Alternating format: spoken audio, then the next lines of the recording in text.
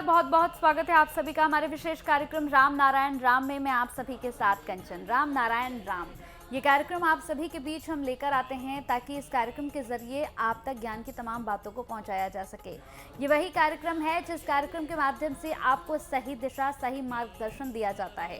ये वही कार्यक्रम है जिसके जरिए आप संतान दल से जुड़ सकते हैं। आप एक ऐसे दल का हिस्सा बन सकते हैं, एक ऐसे दल के मेंबर बन सकते हैं जो इस पूरे विश्व में बदलाव की यहाँ पर संकल्पित एक पूरी दल, एक पूरी रैली निकाल रहा है। आप समझ रहे हैं, आप सबको एक साथ एक दल में एक ही स्वर में बोलना है राम नारायण राम। और ये अगर आप करेंगे तो आप अपने जीवन को, विश्व को बदलने का काम करेंगे। तो चलिए इस कार्यक्रम को आरंभ करते हैं। हमारे साथ यहाँ पर संतान दल के प्रेसिडेंट शंकर सरकार जी और खास मेहमान संगीता मुखर्जी जी हैं। बहुत बहुत स्वागत है आप लोगों का। राम नारायण राम। राम नारायण राम। तो इस कार्यक्रम को आरंभ करेंगे। और प्रेसिडेंट जी, आज मेरा प्रश्न आपसे ये है, बहुत सारे लोगों का ये प्रश्न होता है जो मुझसे और आपसे भी शायद पूछते होंगे कि हम संतान दल से जुड़ना चाहते हैं लेकिन हमारे घर वाले नहीं चाह रहे हैं या हमारे पेरेंट्स हमें रोक रहे हैं क्योंकि वो इस चीज़ को मानने को तैयार नहीं है, क्योंकि वो तो शुरू से उन्हीं चीज़ों को करते आ रहे हैं जो पीढ़ी दर पीढ़ी चल रही हैं। लेकिन जो हमारा यूथ हमसे जुड़ रहा है वो चाहता है बदलाव, क्योंकि युवा जितने भी हैं वो बदलाव की ओर बढ़ रहे हैं आगे। लेकिन माता पिता अब उनको रोक रहे हैं। माता पिता उनको कह रहे हैं कि नहीं, तुम भगवान की ही पूजा करो, तुम मंदिर जाओ सुबह नहा धोकर, वहाँ जाकर अगर तुम माला जपते हो तो वो तुम्हारे काम आएगा, लेकिन ये नहीं आएगा। तो इस तरह का जो एक पाबंदी वाला, एक रिस्ट्रिक्शन का एक बैरियर है वो उनकी लाइफ में आ रहा है, वो हम कैसे हटाएंगे? देखिए, माँ बाबा, बुजुर्ग लोग जो परिवार में घर में करते हैं, बाधा डालते हैं, उनको बात मानो, मन से मानो ना।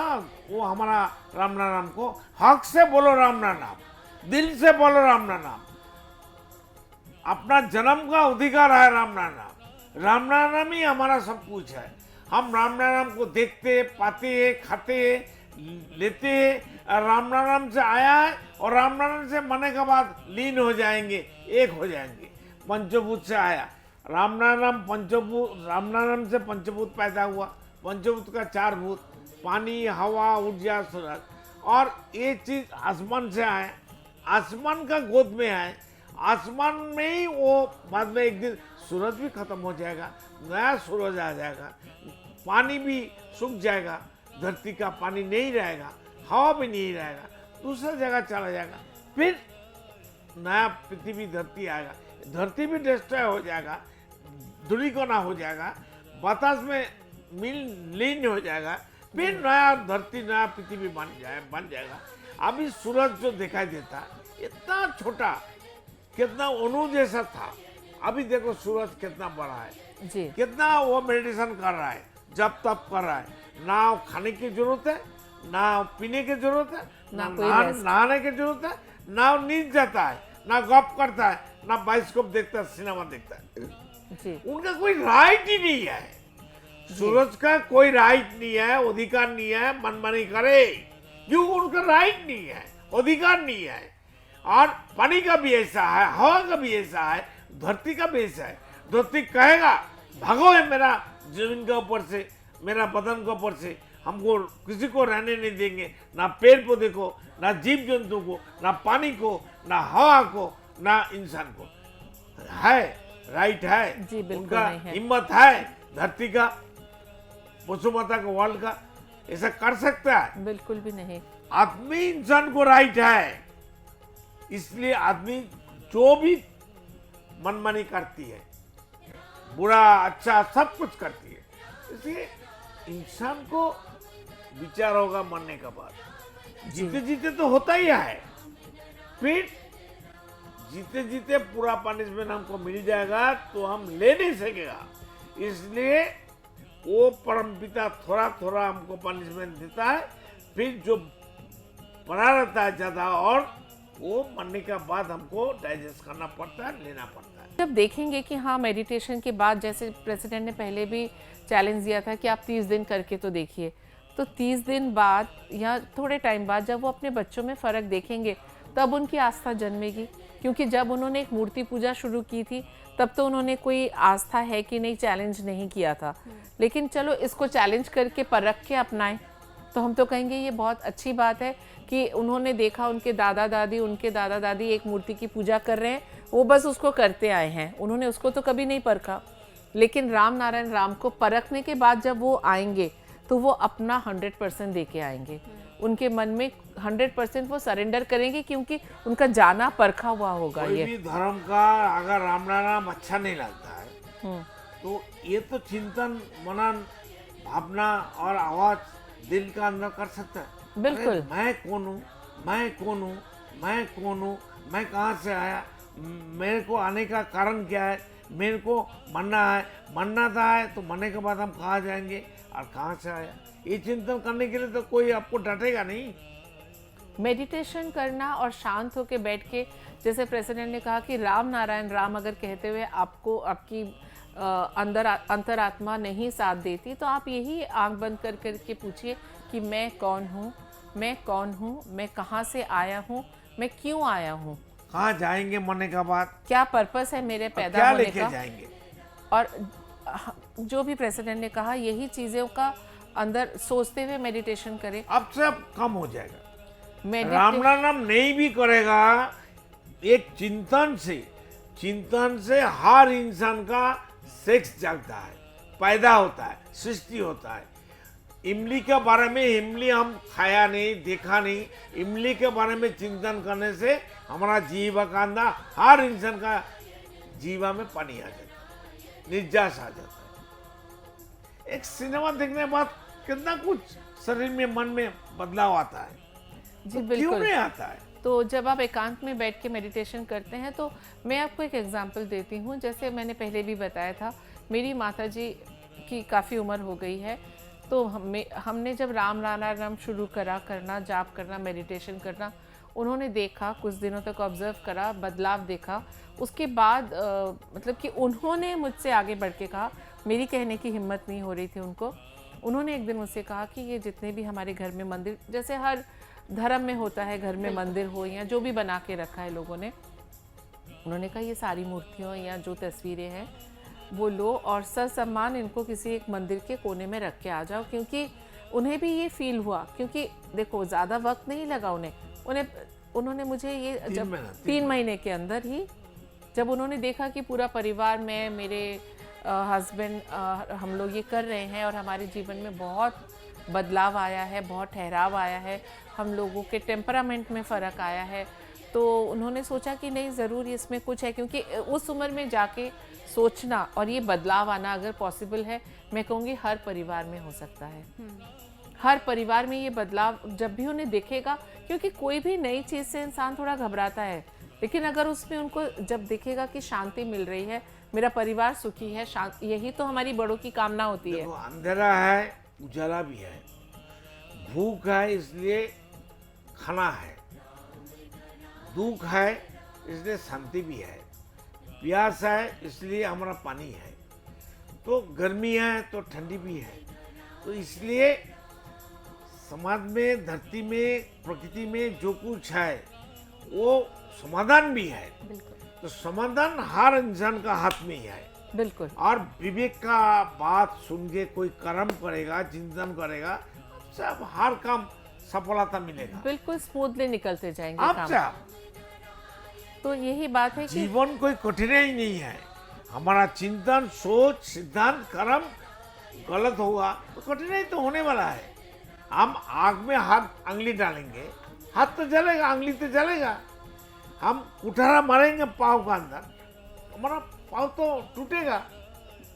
देखिए ऐसा है, जो मैनमेड धर्म है उसमें क्या है, इतने नियम कानून, ये नहीं करना, सुबह उठ के बिना खाए बिना पिए, इंसान को बुखार हो फिर भी नहा के पूजा करना है, वो जगह साफ करनी है, लेकिन मेडिटेशन करने के लिए आपको ऐसा कुछ नहीं करना। तो धर्म वो है जो सहज सरल हो। मेडिटेशन खुद को पूजा करना है, बिल्कुल। किसी को पूजा करने के नहीं है। कोई भगवान, अल्लाह, खुदा, गॉड है कि नहीं है, इसके पीछे भागने की जरूरत क्या है? क्योंकि मैं भगवान नहीं हूँ, आप लोग भगवान नहीं है, बिल्कुल। सारे इंसान, सारे पेड़ पौधे भगवान नहीं है, अल्लाह का बंदा नहीं है, ईश्वर का बंदा नहीं है, part of God, part of nature, part of महाकाश, part of Ramnarayan, part of ईश्वर नहीं है, तो खुद को ईश्वर मानो ना। जी बिल्कुल। जो इंसान खुद को ईश्वर मानता है, अल्लाह का बंदा मानता है, अल्लाह का जरिया बनता है, तो आपसे आप खुद बदल जाएगा। तो खुद को पूजा करो ना, खुद को पूजा करो। आदमी का बना हुआ मंदिर में जाके बुद्धा को नमाज भी पढ़ने, भगवान को पाठ करना, मूर्ति का सामने झुकना के क्या, खुद का सामने झुको ना, खुद को प्यार करो ना, खुद को विश्वास रखो ना, खुद को हिम्मत दो ना। तो जो खुद जिंदा मंदिर है, और मंदिर के अंदर हमारा विवेक, हमारा देवी देवी है, भगवान है, ईश्वर है, तो अलग से मैनमेड आदमी का बना हुआ धर्म, आदमी का बना हुआ मूर्ति, आदमी का बना हुआ मंदिर, मस्जिद, गिरजा का क्या जरूरत है? जी, तो जैसा हम पहले बात कर रहे थे अभी कि जो मैनमेड धर्म है उसमें तो इतना नियम है, इतना रेस्ट्रिक्शंस है, ये करो वो करो, उपवास रखो, उस फलाने दिन ये मत खाओ, उस फलाने दिन ये मत खाओ, तो ये सब तो कुछ भी नहीं करना, सहज सरल। खुद को प्यार करने के लिए कोई नियम है? एग्जैक्टली मैं उसी भूख पे आ रही लगाए थी। हम खाएंगे। जैसे आपके घर परिवार के लोग हैं, अगर आपने किसी के पास जाके अपने माता पिता से कुछ बात करनी है, तो क्या आप नहा धो के पवित्र होके गंगा जल छिड़क के उनके सामने फूल रख के भोग लगा के तब बात करने जाते हैं? ऐसा तो नहीं है। तो इसीलिए खुद से खुद की पहचान कराने के लिए इतना आडंबर क्यों? आपको अपने अंदर बैठे विवेक को ही तो पहचानना है। नहीं होना चाहिए जी बिल्कुल, डरना नहीं चाहिए। खुद को प्रेम करो, जी विश्वास करो। खुद खुद खुद खुद का भगवान है, हम हमारा भगवान है। जी तो अलग से भगवान अल्लाह खुदा का पीछे भागने की क्या जरूरत है? जी बिल्कुल। तो जितना सहज सरल हम अपने जीवन को बनाएंगे, उतना ही सहज सरल जीवन हमारा बनेगा, क्योंकि ये संपूर्णता हमारे और आपके हाथ में है कि हमें अपनी जीवन शैली को किस और लेके जाना है। और इसका एक ही रास्ता है, राम नारायण राम का जाप। और जैसे प्रेसिडेंट ने कहा, राम नारायण राम अगर आप नहीं बोलना चाहते, आप कुछ भी मेडिटेशन के लिए कुछ तो ध्यान लगाना पड़ेगा। अब मैं कौन हूँ, मैं कहाँ से आया हूँ, एक तो यही आवाज चिंतन तो चाहिए। बिल्कुल, कोई तो एक आवाज हमारा चाहिए। अंदर जो ईश्वर है, ईश्वर का मटेरियल हमारा अंदर है, जी। प्रकृति का पंचभूत का मटेरियल हमारा अंदर है। ऊर्जा है, पानी है, हवा है, धरती है, आसमान है। कौन देखता है, कौन खाता है, कौन सुनता है, कौन समझता है, दिखाओ। सब तो है, हम दिखाना नहीं सकता। इसलिए ईश्वर है, देखने का, खोजने का, ढूंढने का जरूरत नहीं है। खुद को ईश्वर पहले मानो तो हम, मैं भगवान हूँ, मैं अच्छा हूँ, मैं इंसान हूँ, मैं ईश्वर का जरिया है, उनका बनाया हुआ एक इस सिस्टम है, सबसे बड़ी रचना उसको है। तो मानिए, रचना है, सिस्टम है, उनको तो मानो पहले। जी, आप जो हमारे ऊपर बैठे, जो आसमान में हमारे सृष्टि करता है, आप उनकी सबसे उत्तम रचना है। तो इसीलिए अपने पर आस्था रख के, अपने को विवेकाधीन करके, अगर आप अपने जीवन को सहज और सरल बना के आगे लेके जा सकते हैं, और धीरे धीरे अपना परिवार ही नहीं, अपने पड़ोसी से, फिर अपने शहर से, फिर सबको अपना भाई बंधु बांधते हुए सबकी दुख तकलीफ में उनके पास खड़े होते हैं, तो यकीनन आप जो यहाँ ऊपर से आए हैं, यहाँ अपनी शिक्षा ग्रहण करने या ज्ञान वर्धन करने, आप परिपूरक होके और अच्छे नंबरों से पास होके वापस जा सकते हैं, जिससे कि आपकी सृष्टा को भी आपके ऊपर प्राउड हो, अहंकार हो कि हाँ, मेरी सृष्टि ने मेरा नाम रखा। बिल्कुल प्रेसिडेंट जी, इसके साथ ही एक और सवाल मेरे मन में चल रहा है। जैसे कि हमने और लोगों से ये भी सुना है कि उनका ये कहना होता है कि ईश्वर की पूजा जो हम करते हैं, वो अगर हम करते हैं तो हमें शांति मिलती है, लेकिन अगर हम वो नहीं करते हैं तो हमारे जीवन में कष्ट आने शुरू हो जाते हैं। उसके बाद हमारे माता पिता कहते हैं कि देखो, तुमने एक मन्नत मांगी थी कि भाई मैं जब मेरा काम पूरा हो जाएगा तो मैं यहाँ पर प्रसाद चढ़ाऊंगा, तुमने ये नहीं किया तो इसीलिए तुम्हारे जीवन में बाधाएं आ रही हैं। क्या इसमें किसी तरह की कोई सच्चाई है? ये पूरा झूठ है, कुसंस्कार है। देखिए, ईश्वर कुछ मांगता नहीं है। हमारा पिता माता भी हम बेटा से, बच्ची से, बेटी से कुछ नहीं मांगता है।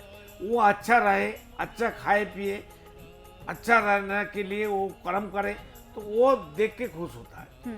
तो ईश्वर देखते मेरा बच्चा अच्छा है, और खुश होने का क्या, धरती में कमी क्या है?